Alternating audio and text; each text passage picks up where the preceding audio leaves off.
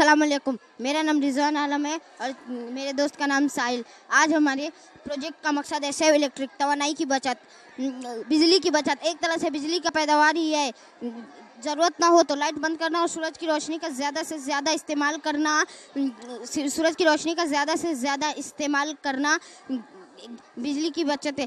इस तरह बिजली की बचत के कई तरीके। बिजली की बचत आज की दौरे हाजिर की बहुत ज़रूरत है।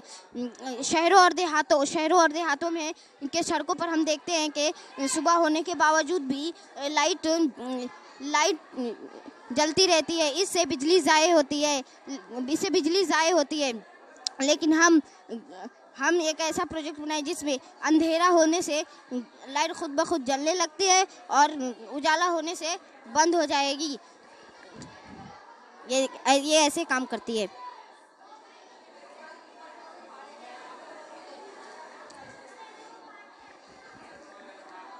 बस हमने इसमें बल्ब को एक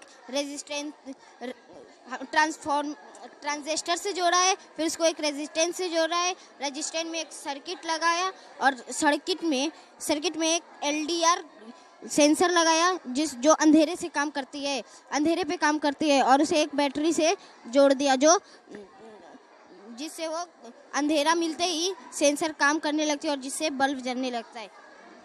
बस, थैंक यू।